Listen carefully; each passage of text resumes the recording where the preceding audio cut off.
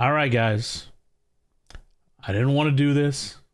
I didn't want my second video to be about this, but we're going to have to do it right now. We got to talk about Sophie Cunningham.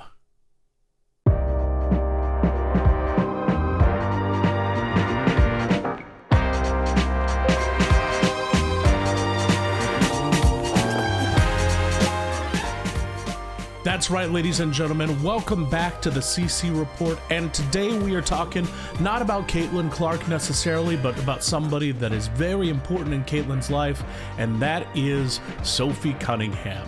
That's right. Sophie was an integral part of the Indiana Fever team last year.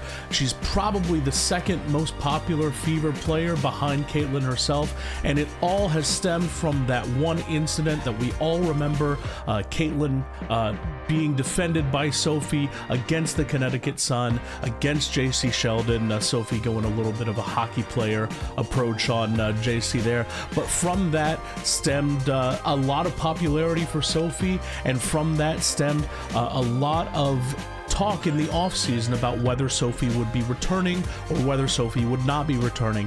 Now, there's a lot to get to before we get to free agency, and so as a result, that topic has kind of been on the back burner.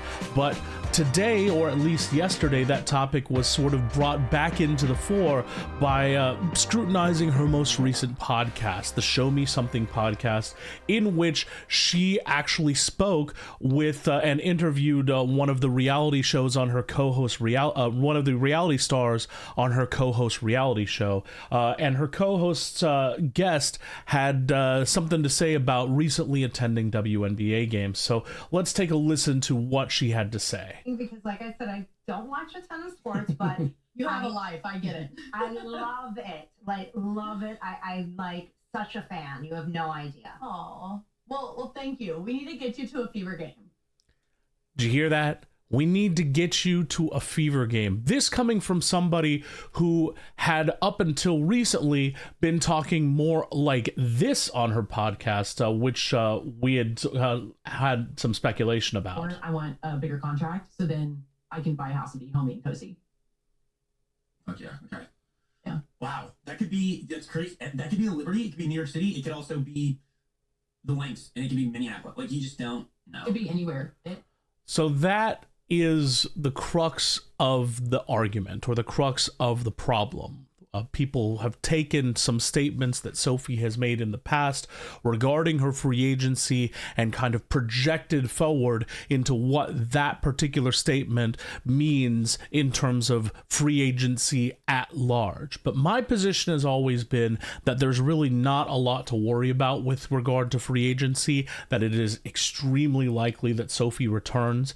And today, I just want to take the opportunity to chat with you guys about that. There are three major reasons why I think that it is more likely than not that Sophie is going to return.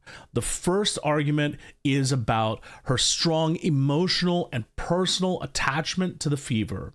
The second is about the professional fit that Sophie has with the Fever. And the third is about the financial incentive that Sophie would have to return to the Fever. So let's talk a little bit about the first argument, which is the strong emotional and personal attachment that Sophie has to the Fever. And I've gone through and gotten a few clips that Sophie's been on record as talking about with the Fever to kind of illustrate some of the points on this. The first one we're going to talk about comes from a press conference that Sophie did on July 12th, a post-game presser. This is a really unique and special team. In the locker room, we really do love each other. Like, we love spending time together. Our practices, I'm not going to lie, are long, and sometimes we have to hold hands and be like, hey, we're going to get through it. Right. But this is a team that I have never felt like this in the W. And I've been in it for 7 years. I know you've been in it for 8, and so this is a special group that we have. And so when we can just go out there and have fun and be competitors and feed off of each other, it's just easy. And when people are smiling, like, you don't ever see Kels really get like that, but when we see her get like that, we're like, oh, yeah, like we're in it. You know what I mean? And when other teams see that, it's game over. And so we're our best when we're having fun. So just talking a little bit about that, Sophie herself said it.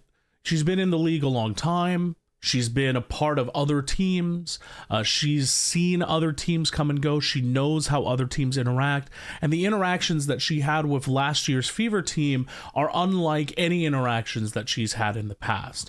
The idea that she would willingly walk away from that, it's not unthinkable, but it really is a point in the favor of her returning, as long as that same team is able to return, that same sort of bond is able to return. And every indication is that the Fever are going to be bringing as many players from that 2025 squad back as possible. So at that point, we are sort of starting to see Sophie's personal attitude. It's not conclusive. Obviously, she's on record as saying that, money talks when it comes to free agency, but this is a really big point in favor of that.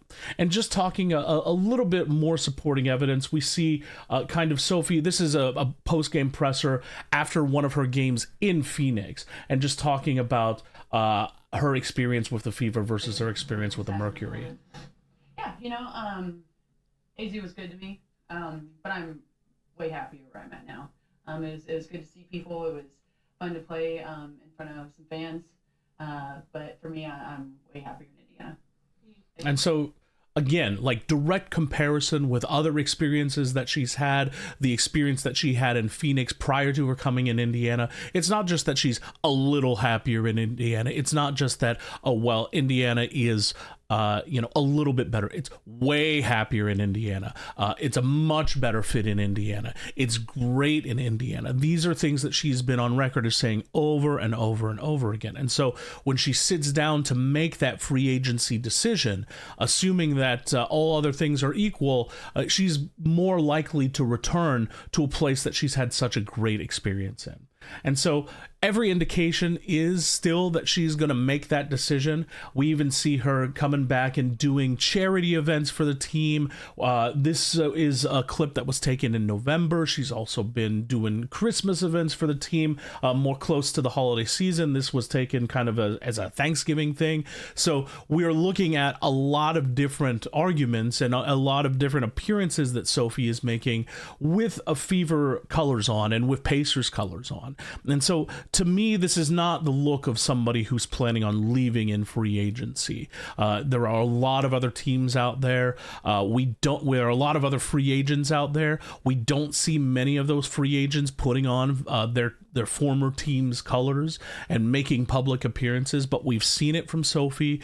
We've seen it from Ari McDonald. We've seen it from Sydney Colson. These are highly publicized events, and these are events that the team specifically is putting all over their social media. And to me, it just seems very unlikely that somebody who is doing all of these appearances, these charity appearances for their team, would turn around and make a decision not to reappear if they were invited. So that's the first argument. The second argument, we're going to be talking about professional fit and on-court opportunities that are available in Indiana that are not necessarily available elsewhere.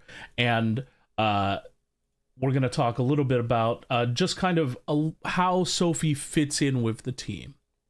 And I got some highlights of Sophie playing in the background for y'all. In terms of her role and impact, Sophie eventually became a starter due to injuries, but she was brought to Indiana initially because of her versatility and because of her shooting impact. She's a player that is able to hit the three when needed, and when she was called upon to hit more threes, she was able to raise that number quite a bit. She's a player that is extremely versatile. She can defend from 2 through 4, and she can play the 2, she can play the 3, she can play the 4, and she's a player that is able to defend all of those positions as well. So we're talking about a player that is extremely versatile, that can come off the bench and kind of be a utility woman, a kind of a do-everything person. And when before player injuries, she was kind of a 6th player of the year candidate, although, injuries in the first half of the season led her to not develop in the way that we thought that she might at the beginning of the season. But absent injury, we were sort of looking at her role as being more of a sixth player, an offensive presence, somebody who could come in and get a shot when needed. That is the role that we had thought about for her when we initially brought her in. And additionally, we knew that she had a little bit of fire to her, that she had a little bit of spice to her, and that she would stand up and defend her teammates if necessary, which we saw over the course of the year as well. But in terms of her view of how she fit in with the team, she had a very good interview with Pat Boylan, prior to the season beginning, in which she specifically addressed it. So let's let her kind of make the case for what she's looking for on the team. Opportunity came about. When I first heard about it, I was so excited. Like I just knew that it was my time to get outside my comfort zone.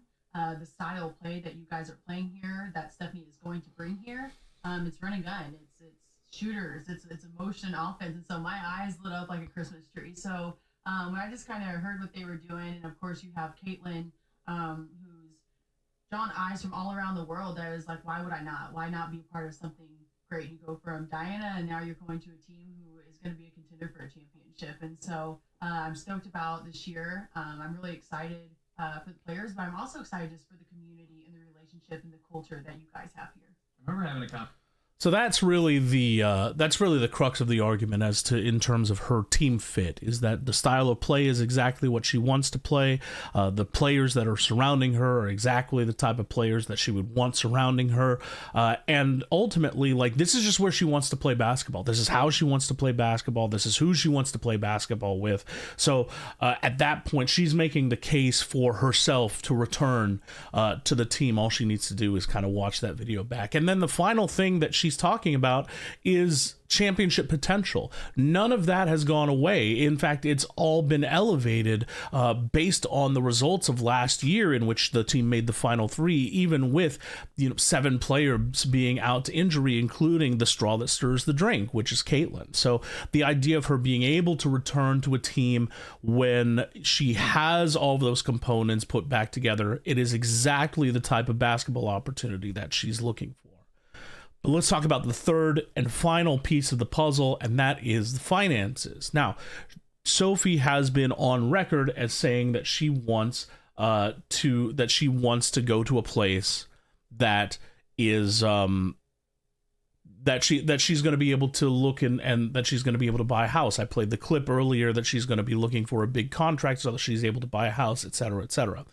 And that is the clip that a lot of people have glommed onto and sort of assumed that maybe Sophie is going to be looking for a bigger contract that we're willing to give her, etc.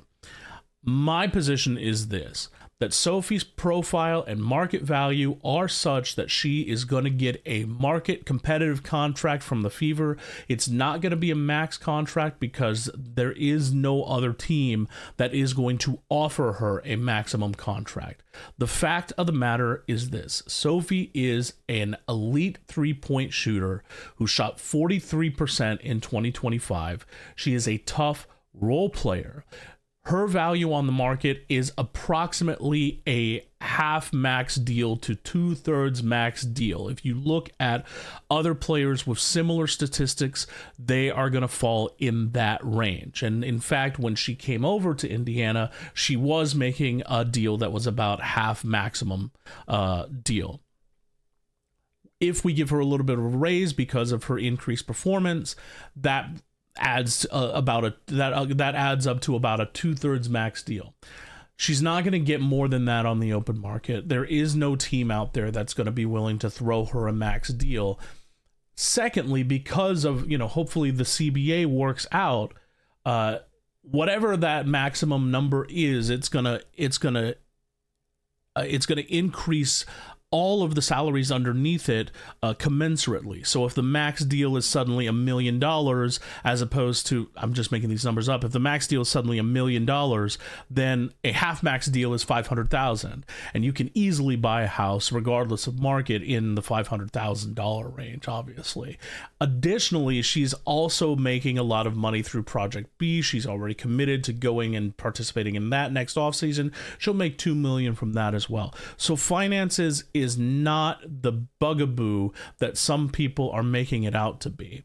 The Fever are going to offer her a fair market deal. That's the deal that she's going to get. It's also the same deal that she's going to get elsewhere. The second thing that we are going to have to talk about is her off-court earning potential, because that is where she's getting a lot of her money right now, and that's where she's going to continue to get a lot of her money. I've got the clips of her caddying for Caitlin Clark and her and Lexi caddying for Caitlin in the off-season up right now, because so much of her off-court earning potential is directly tied to her relationship with Caitlin. Specifically, after the incident with J.C. Sheldon and the Connecticut Sun, we've got an explosion of market value in Sophie Cunningham in terms of her off-court. That is, she got the Arby's contract. After that incident, she got other contracts around Indianapolis after that incident, and obviously she's now making appearances with Caitlin in high-profile events. So all of this market or earning potential is commensurate to her continued relationship with Caitlin. If she were to walk away from that, there's every chance that that market potential, at least to some degree, dries up. So at that point, wherever Caitlin goes, Sophie needs to make sure that she is attached at the hip, because it's going to affect her earning potential, and that is going to be true for the rest of her career, and as far as she wants to take it. So in terms of on the court earning potential, there's not going to be any sort of change between the Fever and any other team, and in terms of off court earning potential, there's only the Fever in terms of like her selection for free agency. So at that point, we really need to just sort of assume or understand that from a financial perspective, it makes all the sense in the world for for Sophie to return. So in terms of an emotional and personal fit, it's the Fever. In terms of a basketball fit, it's also the Fever. And in terms of a financial fit and achieving her financial goals, her personal financial goals, it really only makes sense for her to continue to be a Fever gal, not only next year, but as long as the Fever will have her. And the Fever are going to have her for as long as they can, as long as Sophie continues to produce, as long as Sophie continues to be a part of the team. So for those reasons, I really don't think that this is going to be a big thing for us to worry about. I don't think that Sophie once she starts actually sitting down and crunching the numbers, crunching the argumentation, I don't think that she's going to come to any other conclusion. She's not going to have some sort of big whale offer out there for her. We're going to see her back in a Fever uniform next season and for seasons to come. So this has been the CC Report. I hope that you guys enjoyed it. Please make sure to like the video, subscribe, go follow me on Twitter, subscribe over there, and we'll see you for the next one.